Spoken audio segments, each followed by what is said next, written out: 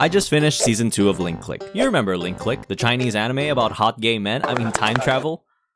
With hot gay men, all the big creators were talking about it. Giguk, Scamboli reviews, me. Everywhere I looked, it was China this, China that. China was so popular in 2021, I think Trump got hold of Chung's abilities and said, I'm gonna tank the economy in 4 years. Season 2 was a massive departure from the first season. For starters, they got rid of the episodic nature where Chung would parasocially live the lives of other people, instead diving deeper into the villain who could possess bodies at the end of season 1. This came as a bit of a shock to me because the individual stories were, in my opinion, what made Link Click so unique, emotional, and compelling. I had a harder time getting invested at the start. The pacing felt muddied owing to a bunch of flashbacks and unnecessary fight scenes, to the point that I questioned if season 2 would ever reach the heights of season 1.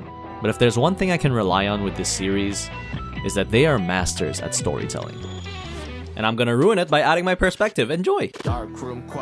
This episode begins right where we left off in season 1, with Chung going head to head with the body hopper. I love this fight because it starts way before anyone throws a single punch. A mental warfare has already begun with the dialogue. The body hopper threatens Chung using Xiaoling and asks him, what's your power? How do you activate it? They notice it's by clapping, so is there a distance limit for the teleportation? Chung gaslights and lies, saying he can teleport to anywhere he can think of, and the distance depends on how focused he is. I find this interesting because we as viewers know how Chung's powers work, so I know more than anyone else how goddamn stupid of a lie this is. This motherfucker just said he can teleport to Africa if he thinks hard enough. Okay man, bring back a souvenir while you're at it. Body Hopper catches on to the lie, saying, you can fool me, but you can't fool her. At first I was like, who is her? Are they talking about Xiaoling? Does that mean this guy can read the mind of his host? What's going on here? This part is when I knew the creator was cooking. The body hopper proceeds to threaten Xiaoling, prompting Chung to run at her to stop it. This is where he fucks up, because it indirectly confirms to the hopper that Chung cannot teleport at will, because he would have done so instead of running to her. Hopper goes a step further, positing that it must have something to do with photos since the first time they squabbled, they were locked in the dark room surrounded by them. This is how you can tell that a lot of care was taken to the writing. I think it'd be so easy to just put cool fist fight into the script and it wouldn't affect the story at all. But choosing to include these scenes helps to develop the characters further and shows us that the villain we're dealing with is not only smart, but also attentive. And guess what? We still get a fist fight after. Like, what? You can tell some people had to choreograph the shit out of this in real life. This is followed by a montage of Lu Guang's operation and Chung's memories of him, which, by the way, I uploaded a trailer reaction 3 years ago and I've been saying, there was no way Lu Guang was dead. Anyway, I still think he's alive. And I was right. Guess I'm just a goat. I'm no TX Shiro __ though. Like, what the fuck do you mean the funeral is for Liu Min because the casket and the flowers look rich, and the likelihood of death from asphyxia and rapid neural death is more probable than the stabbing of Lu Guang, which is non-life threatening? Turns out he was right and provided evidence that was perfectly in line with the show. Like, bro thinks he's Detective Conan or some shit. Dude, you should be out there solving crimes instead of commenting on my dumbass videos. You're insane. We're also introduced to the other villain in this story, Qian, and it all ends with a bang. This is not what I meant by a bang. Officer Chen Bin dies in the most Family Guy-esque manner possible. It was brutal.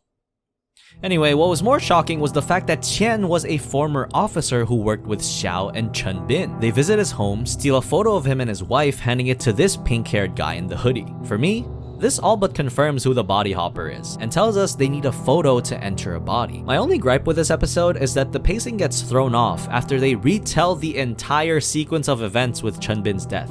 Like, we can't piece that all together after this scene? Oh, I wonder what pink hair did with the photo. Maybe he made a scrapbook. So they spend a good 5 minutes showing us what we know is gonna happen. I think this is their way of adding stakes to the show without actually killing anyone important. Yo, I'm sure Chen Bin was a great dude, but I've seen that man twice in my life. Giving him last-minute character development isn't gonna make me care that much about him. I'm sorry. They did try to make up for it though by spending an equal amount of time with a fight scene. Part of me wondered why they spent so much time on a non-character, but I did mention in my trailer video, God, I really hope they give her more stuff to do this season. And they followed through. She looked so badass 2v1ing with Chung against the goon. Things looked to be going well until the goon calls his other gooners, hey boss, what's the plan? Who the fuck are you people? I thought I had goons.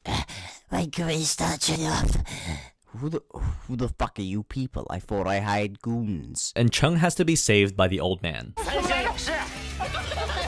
These guys have clearly never watched a 2015 YouTube prank video. Old geriatric Chinese people aren't just gonna rock up to you in Power Rangers masks looking for a fight.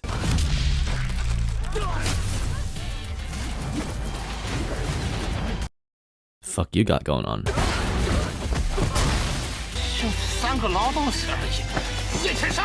At this point, bro, they deserve it. How do you look at that and not run away? They catch the bad guys, the goon lord is giving the interrogators trouble, and claims that Chunbin has been taking bribes behind the police. This makes Xiao, understandably, crash the fuck out. If I was the policeman, I'd be like, how the fuck do you even know all this? This isn't public knowledge. Talking about some just investigate and find out. Who's telling you this? Oh wait, weren't you spotted with a former policeman the day you visited Chunbin's wife? You know, the only witness who saw you the night of his death? Who you could have easily killed, by the way, with pink hair since you already had their photo but chose not to? Also, how is no one questioning Tian this whole situation? He's a former policeman involved with a gangster who tried to kill the only people connected to the body jumper case. No one's connecting the dots here? Where's TX Shiro when we need him? Put him on the case. 公道靠的是证据，不是臆断。 Brother, you were deadass spotted with a criminal yapping about evidence. I almost lost it, but this roped me right back. It was so satisfying.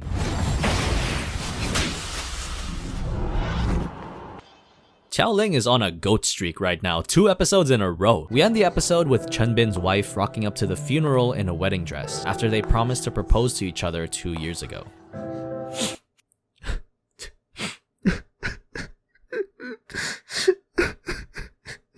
Last minute character development doesn't matter, huh? Shut up! This is one of the very few times we see Chung use his powers this season, going back in time to propose to the wife. In this episode, we get a ton of backstory involving Chen and the Jumper's past. Apparently, Chen's wife died after a break-in, and what's worse is that she was pregnant with a kid. Yeah, double homicide.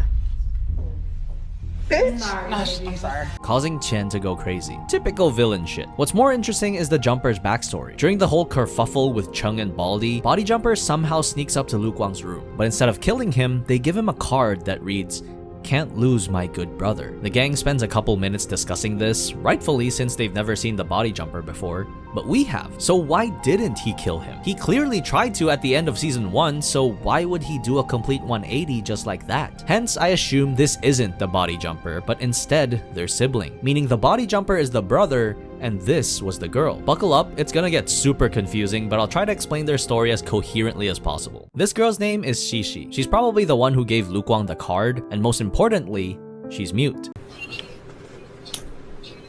Oh, she's the... What you banging, shorty, on BD Lamron?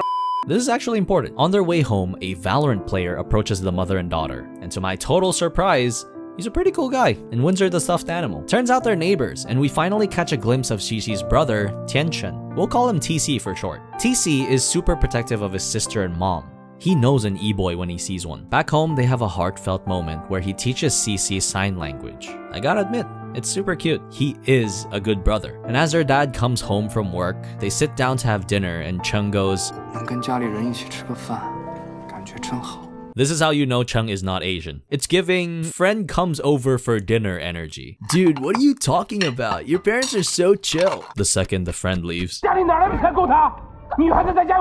Xishi's dad starts furiously questioning their mom about a camera, the one used to take the picture Lu Guang was given. The mom denies buying it, but he gets erratic, calling her a liar. This escalates into him accusing her of having an affair with Xishi's teacher, and all forms of logic have escaped this man's brain. All he sees is anger. One thing leads to another, and TC ends up being struck on accident by their dad, who raised a hammer on their mom. Despite his injuries, he still rushes to cover Cece's eyes to protect her. And strangely, that's the last thing Chung sees before briefly entering the body of the mom, hammer in hand, staring down at their dad. He inadvertently exits the picture and Xiao fills in the blanks. According to the investigation, the Valo player called the police after hearing loud bangs and shouting, and when they got there, they saw that Xishi's dad was hit in the head with a hammer while their mom was stabbed with a knife, resulting in both parents dying that night. Oddly enough, Chen took it upon himself to shoulder the case, erasing the children's involvement from the records and adopting them as his own. Before anyone can process what happened, Xishi turns up to the police station looking for Chung and only Chung. But to my and Chung's surprise, Shishi starts blabbering her mouth off. All of a sudden, she starts going off about equality and fairness.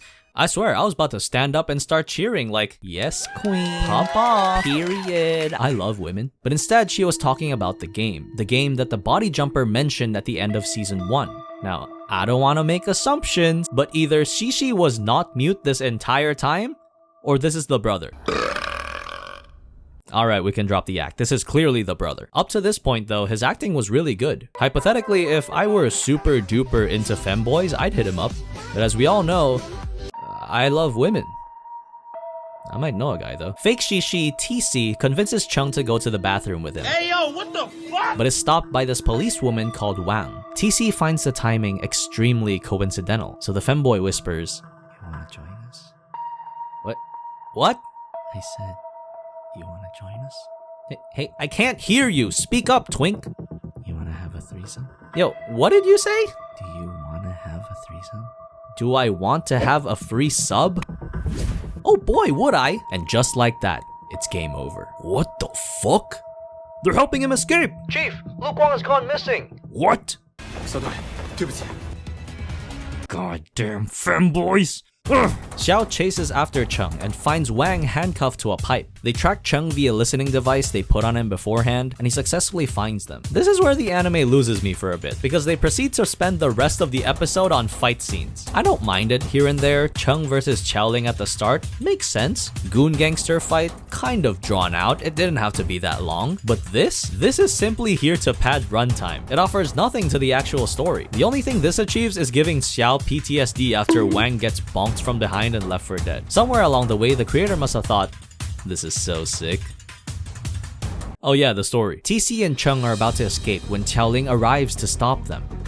What's a little girl gonna do to stop me, huh? Luke Wang, in a speedboat, is barreling towards them at 300 miles an hour. He rams the yacht with at least 9 G-forces and jumps 20 feet across the water to pin down Chung. This is a guy who just last night couldn't step 5 feet away from his bed without opening his wound. They will do anything to see these two on top of each other. Here's the breakdown. We find out Luke Wang texted Xiaoling the location of the dock while secretly hiding in the bathroom the entire time. To be fair, an injured man jumping out of a 2-story window would be the last thing on my mind. Not these guys who didn't even bother checking the toilet. They also found Lu's phone wrapped in a towel with a single photo in the camera roll, taken at 6:42 p.m., the same time Xiaoling received the text. Assuming this was Lu's idea, Chung hops into the picture, taking over Luke Wang's body, which explains why he was able to acrobatically leap meters into the air while ramming a speedboat and fighting TC. Body hopping allows to override the host's physical limitation. So essentially, the plan was to sacrifice Lu so that Chung wouldn't fall into their hands. Elsewhere, the real Shishi gets brought to the police station after being found in an abandoned grocery store. Here, Chung and Xiao destroy any shred of humanity left in them by verbally abusing a disabled girl. 把陆光带哪儿去了？你还给我装傻是不是？找的人。之前审讯室里跟我对话的就是他，快告诉我，陆光在哪儿？ Xiaoling steps in with a much-needed gentler approach. She gives her snacky wackies and a bunch of crayons, proving to us that a way to a girl's heart is food and pretty colors. She spills everything. TC can control people by physical touch, so as long as he's in contact with them, he can control as many people as he wants. But he obviously has to be physically next to them to perform it. This is where Shishi comes in. Her power allows her to inhabit a person in a photograph, similar to Chung, but Shishi can only access the person in the present, along with their eyes and their memory without being able to directly control them. Hence, when you combine the two, TC can use Shishi's powers by holding her hand, thus making remote control possible, which explains you can fool me, but you can't fool her. Because now he has access to Xiaoling's memories thanks to Shishi. And the reason TC wants Chung is because Chung can alter the past. We also get more insight into Qian's backstory and why he became evil. Basically, he thought he was getting cucked, but everything was in his head, which led him to kill his wife, his kid, and the man he thought his wife was sleeping with. Triple homicide. What a fucking idiot. The bad guys stage a hostage swap. Chung for Lu. This is the equivalent of trading a first edition holographic Charizard for a crumpled PSA 2 Guzzlord. Yes, there's a Pokemon called Guzzlord. This isn't a fair trade! What Chung thinks of next is the most clever and creative plan he's ever come up with. As they arrive at the location, Chung, Lu, and Xiaoling are forced to enter an amphitheater dressed up like they're about to perform a play. A scene inspired by Qian's wife, who was a passionate actress. The soundtrack accompanying it is some of the best I've heard from this series, creating such a suspenseful mood. And we've yet to reach the climax. Chung slowly takes a step on the podium, and once he reaches the same spot Lu Guang was standing before, the curtains are finally drawn. Suddenly, the pace rushes. A hand reaches from the shadows behind Chung. He dodges away, expecting it to be TC. TC charges forward, knowing Chung has no photos to enter. Chung swats his hand away, but TC reacts quick enough to reach out again before Chung teleports back into the getaway car with Xiao. I'll take the words right out of your mouth. What the fuck just happened? Well, Chung realized that by entering a live CCTV footage, he's able to create a fake version of himself while still remaining relatively in the present. That fake can then do the exchange, and by clapping again to exit the frame, everyone will be brought back to safety. Pretty cool if the enemy wasn't already 3 steps ahead. So how are the wife and kids? Aw, they're great. Thank you so much for asking. TC knew that Chung was gonna pull some fuck shit, so he placed a tracker in the clothes that they wore and cleverly turned off the metal detector to convince them they're safe. The goon ends up tracking their location, tasing Xiao and holding Chung at gunpoint, leading him and Shishi to the final destination. TC makes fun of Chung after getting the upper hand, but his smile quickly fades away after seeing his sister. Qian points the gun at her for betraying them, but Chung goes to cover. He asks one crucial question. Who was it that gave Lu Guang the picture that night? What? Are you stupid? We already knew it was the sister. Oh my god. There's no way, right? Yo! Qian points the gun at TC for betraying him, pushing him to give back the phone. 我想过要改变过去。 Goonlord hears this and is like, wait a minute. Boss, I already told you about giving him the phone. If he didn't hand it to you and chose to hide it, doesn't that tell you he was going behind your back this whole time? Unless you knew all along. So now you're guilt-tripping him to give you the phone back. I love this guy, man. He's my favorite character in the show. Chung and TC gang up on Qian, basically calling him regarded for cucking himself because of his imagination. He rages like a baby, swinging his gun around before a shadowy figure starts moving towards him. It's Ma! The Gooner's back and back for blood. He tackles Qian, tases him to the ground, picks up the gun Qian dropped, briefly pointing it at Chung before shooting a bullet that grazes Qian's face, missing his head. He chases the fucker down the tunnel like some Tom and Jerry skit, and they disappear into the darkness. Back to the main fight. TC gets mad at Chung for not changing the past despite already knowing what happened to them. He pins down Chung, but Lu saves the day.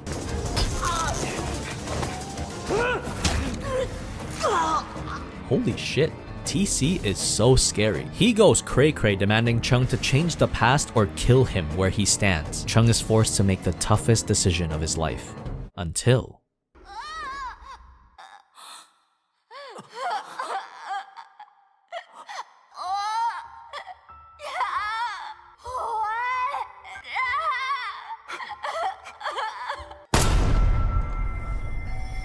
No. No. This is season 2 ghetto all over again. I am not ready for this trauma. Man, Qian Jin sucks. The boys have a final squabble with Qian where they both get overpowered. When all hope is lost, Xiao swoops in, finally giving Qian a deserved ass beating. He punched that boy so hard, anime wind started reverberating off his face. Shishi takes her last breath, dropping a tear on Xiaoling's hand. At first I thought this was gonna be some BS where she inherits her powers, but instead gave her crucial memories from Cece's life. How her mom stayed in the abusive marriage for the kids, how her brother did everything he could to protect her, and their mom tightly embracing them before she passed away. TC runs away, never to be seen again by our main characters. But in reality, he was meeting up with his friend, his idol, the only person he looks up to, Liu Xiao. Liu means younger brother. What's more important is that during Cici's death, one of the memories Qiaoling got was when she entered Lu Guang's body back when he was kidnapped. In it, she's shown a spine-chilling scene of Cheng's lifeless body in Lu Guang's arms. This is followed by a flashback of Lu Guang in bloodied clothes. He apologizes to Cheng, saying that despite always telling him to not change the past, he was unable to adhere to his own principle. That even though death is unchangeable, he still wants to go back to the beginning. Lu Guang stares at his watch, which shows 12:05 a.m., September 13th. His palms meet as he disappears from the room.